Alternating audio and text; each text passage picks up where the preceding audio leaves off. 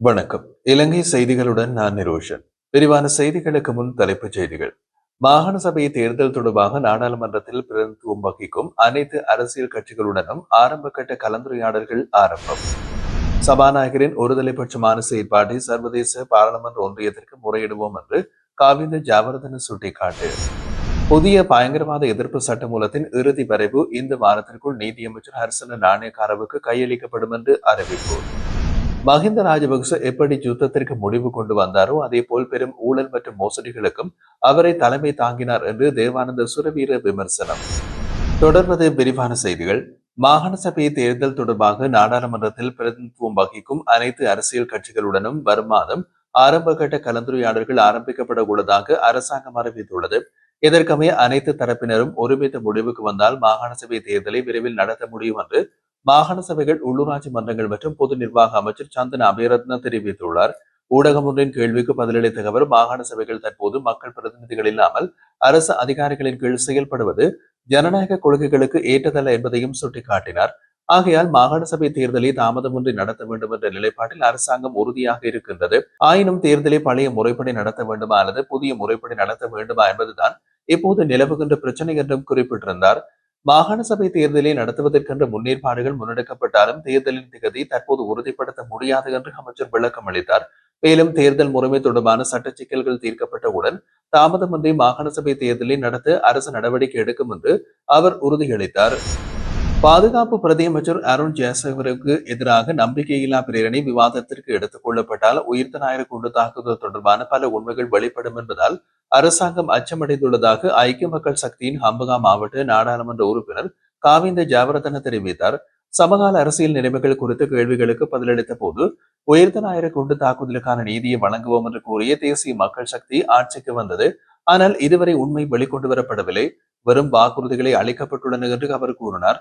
அவர் மேலும் இந்த தாக்குதல்களில் பாதுகாப்பு பிரதியமைச்சர் அருண் ஜெயசேகரவின் பெயர் சந்தேக நபராக குறிப்பிடப்பட்டுள்ளது. குற்றச்சாட்டுக்குள்ளான ஒருவரை பாதுகாப்பு பிரதியமைச்சராக பதவி வகிக்கும் சூழலில் இந்த தாக்குதல் தொடர்பான சுயாதீன விசாரணைகள் எவ்வாறு நடத்தப்படும் என்று சந்தேகம் உள்ளது.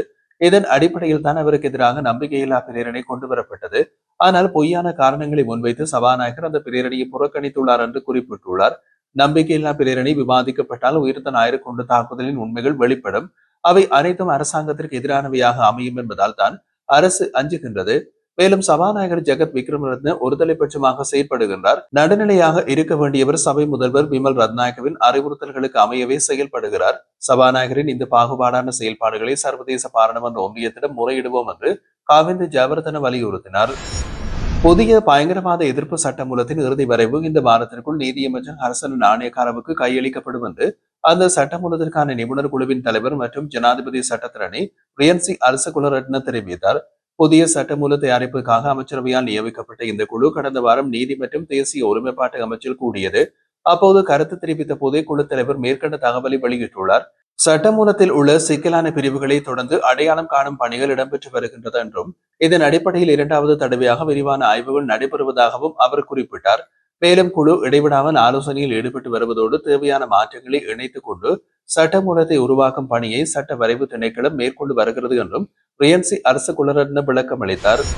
கடவுச்சீட்டு விண்ணப்பம் சமர்ப்பிக்கப்பட்ட 4 மணி நேரத்திற்குள் விண்ணப்பதாரருக்கு கடவுச்சீட்டு வழங்கப்படும் என்று குடிவரவு மற்றும் குடியகல்வு துறையின் துணை கட்டுப்பாட்டாளரும் ஊடக பேச்சாளருமான மகேஷ் கருணாதாச தெரிவித்தார். ஊடகவியலாளர் சந்திப்பொன்றில் பேசிய அவர் ஒருநாள் சேவை மூலம் தினசரி 1500 முதல் 2000 கடவுச்சீட்டுகள், வழக்கமான சேவையின் கீழ் சுமார் 1000 கடவுச்சீட்டுகள் வழங்கப்படுகிறது என்றும் கூறினார். ஒருநாள் சேவைக்கான கட்டணம் 20,000 ரூபாவாகவும் வழக்கமான சேவைக்கான கட்டணம் 10,000 ரூபாவாகவும் நிர்ணயிக்கப்பட்டுள்ளது. எனினும் தேசிய அடையாள அட்டையில் ஏதேனும் பிழைகள் அல்லது தெளிவின்மை இருந்தால் கடவுச்சீட்டு பெறுவதில் தாமதம் ஏற்படும் வாய்ப்பு உள்ளதாக அவர் எச்சரித்துள்ளார். ஆகையால் விண்ணப்பிக்கும் போது தேசிய அடையாள அட்டை மற்றும் பிறப்பு சான்றிதழ் தெளிவாகவும் சரியாகவும் உள்ளதா என்பதை மக்கள் உறுதி செய்ய வேண்டும் என்றும் கேட்டுக்கொண்டார். மேலும் 16 வயதில் பெறப்படும் அடையாள அட்டையில் உள்ள புகைப்படம் உடலமைப்பில் காலப்போக்கில் ஏற்படும் மாற்றங்களை பிரதிபலிக்க முடியாததால் கடவுச்சீட்டு 10 ஆண்டுகளுக்கு மட்டுமே வழங்கப்படுவதாகவும் அவர் விளக்கம் அளித்தார். அதிகமாக ஒருநாள் சேவை மற்றும் வழக்கமான சேவையின் கீழ் தினசரி சராசரியாக 4000 முதல் 5000 அடையாள அட்டைகள் வழங்கப்படுகின்றன என்றும் மகேஷ் கருணாதாஸ் தெரிவித்தார். முன்னாள் ஜனாதிபதி மைத்ரிபால சிறிசேன கொழும்பில் உள்ள உத்தியோகபூர்வ இல்லத்திலிருந்து வெளியேறுவதற்காக தனது உடைமைகளை தயார் செய்து வருவதாக தெரிவிக்கின்றார். மேலும் வரும் நாட்களுக்குள் அவர் இல்லத்தினை காலி செய்ய உள்ளதாகவும் குறிப்பிட்டுள்ளார். முன்னாள் ஜனாதிபதிகளுக்கான வரப்பிரசாதங்களை நீக்கும் சட்டம் நிறைவேற்றப்பட்டதை அடுத்து ஊடகங்களுக்கு இது தொடர்பில் கருத்து வெளியிட்ட போது அவர் இதனை கூறியிருந்தார். அனுர அரசாங்கம் உங்களை பழிவாங்கியதான கேள்வி எழுப்பப்பட்ட போது மைத்ரி அதற்கு நேரடியாக பதில் அளிக்காமல் சட்ட ரீதியான மாற்றங்களே காரணம் என்று விளக்கம் அளித்தார். ஜே.ஆர். ஜெயவர்தன காலத்தில் முன்னாள் ஜனாதிபதிகளுக்கு வீடுகள் மற்றும் அமைச்சரவை அமைச்சர்களுக்கான வசதிகளை வழங்கும் சட்டம் நாடாளுமன்றத்தில் நிறைவேற்றப்பட்டிருந்தது. அந்த சட்டத்தின் கீழே முன்னாள் ஜனாதிபதிகளுக்கான வீடுகள் வழங்கப்பட்டிருந்தது. இப்போது அந்த சட்டம் ரத்து செய்யப்பட்டுள்ளதால் வெளியேறுவதில் எங்களுக்கு சிறப்பு பிரச்சனை எதுவும் இல்லை என்று மைத்ரிபால சிறிசேன தெரிவித்தார். மேலும் முன்னாள் ஜனாதிபதி மஹிந்த ராஜபக்ச தனது குடும்பத்தினருடன் கொழும்பிலிருந்து ஹம்பாந்தோட்டையில் உள்ள கால்டன் இல்லத்திற்கு ஏற்கனவே மாற்றமாகியிருந்தமை குறிப்பிடத்தக்கது. தேசிய மக்கள் சக்தியின் நாடாளுமன்ற உறுப்பினர் தேவானந்த சுரவீர முன்னாள் ஜனாதிபதி மஹிந்த ராஜபக்ச எப்படி யுத்தத்தை முடிவுக்கு கொண்டு வந்தாரோ அதே போல் பெரும் அளவிலான ஊழல் மற்றும் மோசடிகளுக்கும் அவர் தலைமை தாங்கினார். இதன் விளைவாகவே ஊழல்வாதிகள் செல்வந்தராகிய நிலையில் பொதுமக்கள் வறுமைக்கு தள்ளப்பட்டார்கள் என்று தெரிவித்துள்ளார். கொழும்பில் நடைபெற்றிருந்த ஊடகவியலாளர் சந்திப்பொன்றில் பேசிய அவர் முன்னாள் ஜனாதிபதிகளுக்கான வரப்பிரசாதங்களை நீக்கும் சட்டம் பொதுமக்களிடையே நல்ல வரவேற்பை பெற்றுள்ளதாகவும் அது எதிர்காலத்தில் தற்போதைய ஜனாதிபதி அனுருகுமார திசநாயக்கவுக்கு பொருந்தும் என்றும் அவர் குறிப்பிட்டிருந்தார். மஹிந்த ராஜபக்சவை அரசியலில் இருந்து இல்லாதொழித்தவர்களே என்று ஜனாதிபதிகளுக்கான உரிமைகளை நீக்கும் சட்டத்திற்கு எதிராகவும் குரல் கொடுக்கின்றார்கள். முன்னாள் ஜனாதிபதிகள் சந்திரிகா பண்டாநாயக்க குமாரதுங்கவும் மைத்திரிபால சிறிசேனவும் எந்த சத்தமும் செய்யாமல் ஆதரவாளர்களை அழைத்து ஊடக கண்காட்சி நடத்தாமல் உத்தியோகபூர்வ இல்லங்களை விட்டு வெளியேறினர். ஏனெனில் அவர்களுக்கு எதிர்கால அரசியலில் அவசியமில்லை என்று அவர் கூறினார். மேலும் இந்த சட்டம் எதிர்காலத்தில் தற்போதைய ஜனாதிபதி அனுருகுமார திசநாயக்கவுக்கும் பொருந்தும். எனவே இதனை அரசியல் பழிவாங்கல் என்று கூறுவது முறையற்றது. மஹிந்த ராஜபக்ச யுத்த வெற்றிக்கு தலைமை தாங்கினார் என்பதை ஏற்றுக்கொள்கின்றோம். ஆனால் அந்த வெற்றியை தன் குடும்பத்தின் மக்களின் வரிப்பணத்தின் மூலம் செல்வந்தர்களாக பயன்படுத்தியமை நியாயமற்றது. அவர் யுத்தத்தை முடித்தது போலவே நாடு பங்க்ரோத்து அடைவதற்கும் தலைமை தாங்கினார் என்பதை மக்கள் மறக்க மாட்டார்கள் என்றும் சுரவீர வலியுறுத்தினார். அவர் மேலும் கூறிய போது மஹிந்த ராஜபக்சவின் ஆட்சியில் அரசு ஆதரவோடு ஊழல் மோசடிகள் இடம்பெற்றது. அவற்றை தடுக்கும் எந்த நடவடிக்கைகளையும் அவர் மேற்கொள்ளவில்லை. இதன் காரணமாக ஊழல்வாதிகள் செல்வந்தர்களாக பொதுமக்கள் ஏழைகளாக ஆனார்கள். நாட்டை வங்குரோத்து நிலைமைக்கு தள்ளியதற்கான பொறுப்பை ராஜபக்சர்கள் ஏற்க வேண்டும் என்று உயர்நீதிமன்றம் தீர்ப்பளித்துள்ளது. இதனை ஒருபோதும் மறக்க முடியாது என்று அவர் சுட்டிக்காட்டினார். இந்த ஆண்டில் இதுவரை சுமார் 500 கோடி ரூபாய் மதிப்பிலான சொத்துக்கள் தற்காலிகமாக முடக்கப்பட்டுள்ளதாக அரசாங்கம் அறிவித்துள்ளது.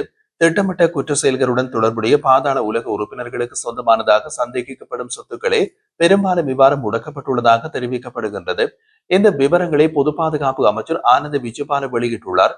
அவர் மேலும் தெரிவித்த போது முடக்கப்பட்ட சொத்துக்களில் சில அரசியல்வாதிகளின் சொத்துக்களும் அடங்கியுள்ளது என்று குறிப்பிட்டிருந்தார்.